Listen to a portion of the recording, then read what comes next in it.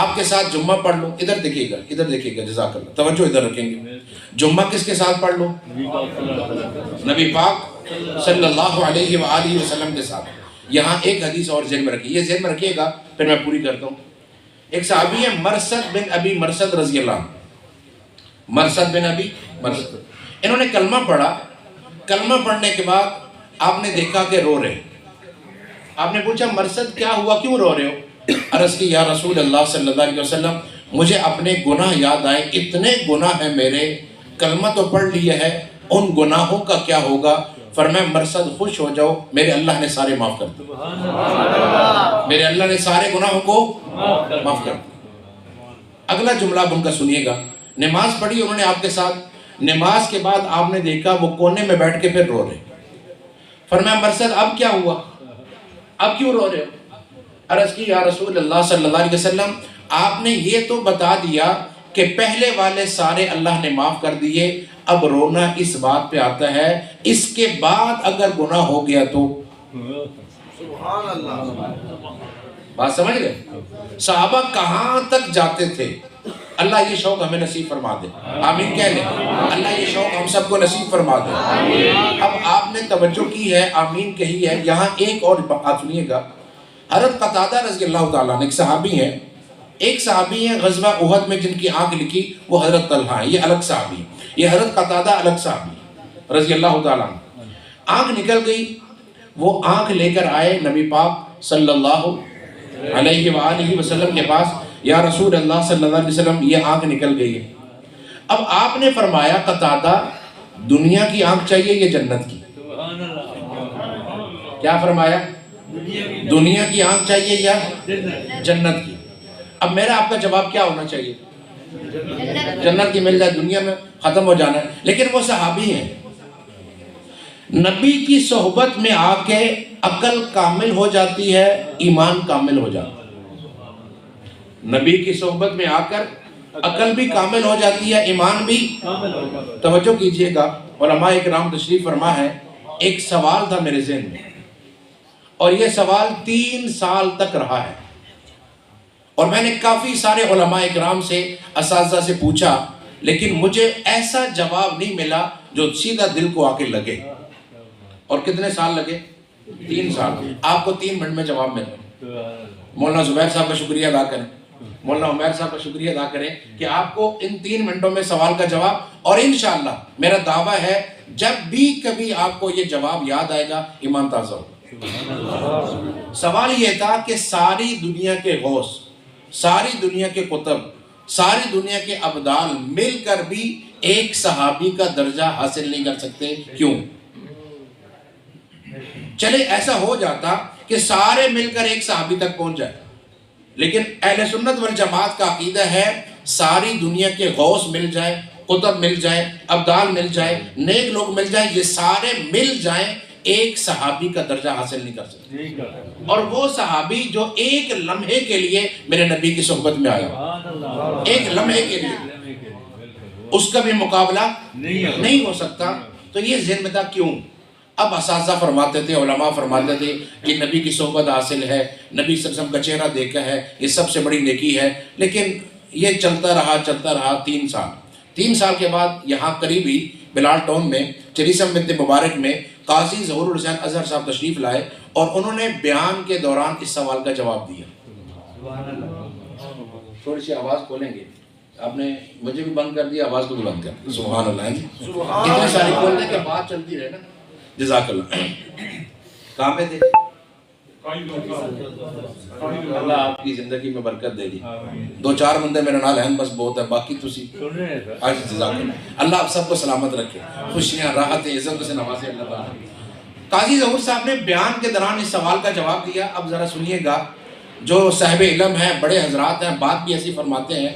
فرمایا، ادھر دیکھیے گا، فرمایا ایک ولی، ایک غوث، ایک قطب، ایک ابدال ساری زندگی محنت کرتا ہے، ساری زندگی کوشش کرتا ہے، ساری زندگی مجاہدہ اور ریاضت کرتا ہے، اور ایک مقام حاصل کرتا ہے. اب شرعی امور میں جو سب سے بڑا درجہ ہے وہ غوث ہے.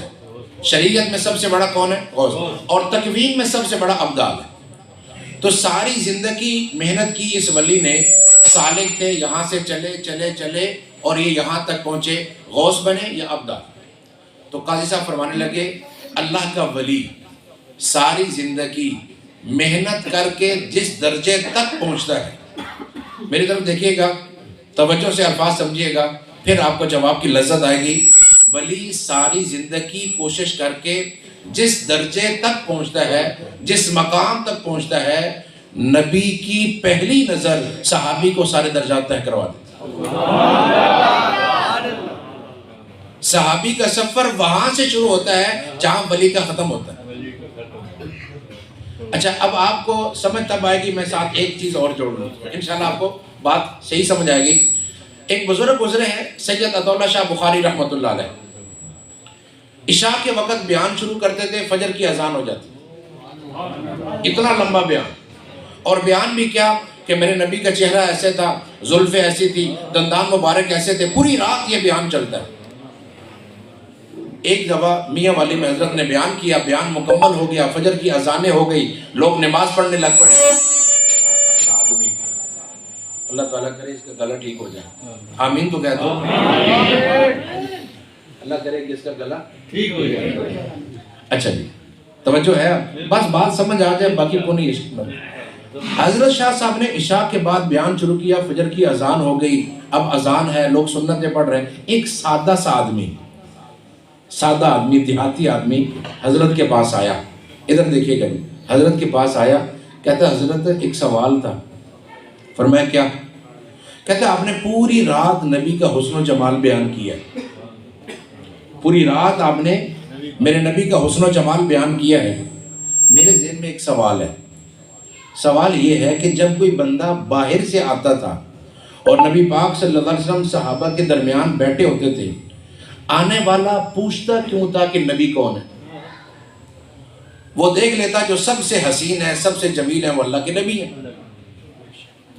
بات سمجھ رہے ہیں؟ آنے والا یہ کیوں پوچھتا ہے کہ نبی کون ہے؟ من منکم محمد، تم میں محمد صلی اللہ علیہ وسلم کون ہے؟ وہ یہ کیوں پوچھتا ہے؟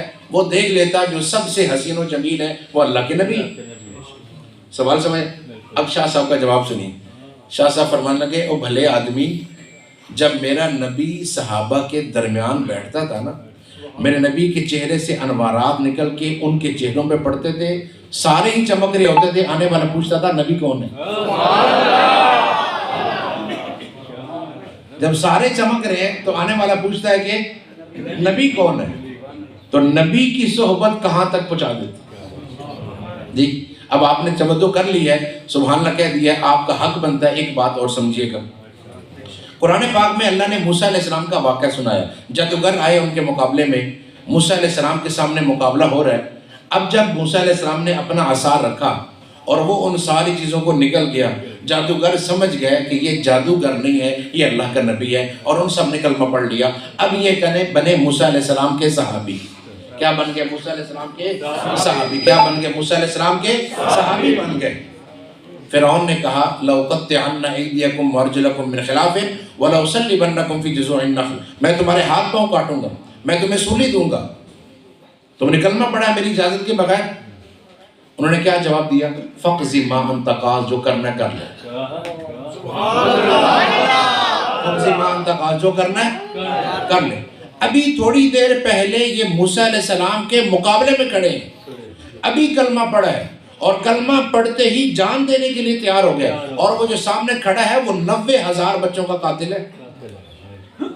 وہ یہ کہہ رہے ہیں، اب وہ یہ کر سکتا تھا لیکن انہوں نے پرواہ نہیں کی، فَقْضِ مَا أَنْتَ قَاضٍ۔ اب یہاں شاہ عبد القادر رائے پوری رحمۃ اللہ علیہ کا جملہ سمجھیے، وہ فرماتے ہیں نبی کی صحبت میں آ کر جو موسیٰ علیہ السلام، ان کی صحبت میں آ کر ایمان اتنا کامل ہوا، ابھی کلمہ پڑا ہے، جان دے سکتے ہیں پر ایمان نہیں چھوڑ سکتے۔ حضرت فرماتے ہیں سوچو ان صحابہ کی شان جو امام الانبیاء کے سامنے ہے، ایمان کیسے چھوڑ سکتے ہیں جنہوں نے امام الانبیاء۔ اب آپ نے سبحان اللہ کی ایک جملہ اور سمجھیے گا، ایک ہوتا ہے نبی، ایک ہوتا ہے امام الانبیاء، ایک ہوتا ہے نبی اور ایک ہے امام الانبیاء۔ اس پر علماء نے بہت سارے فرق لکھے ہیں، لیکن میں نے ایک سنانا ہے آپ کو، توجہ سے سنیے گا چونکہ آگے بات رہتی ہے۔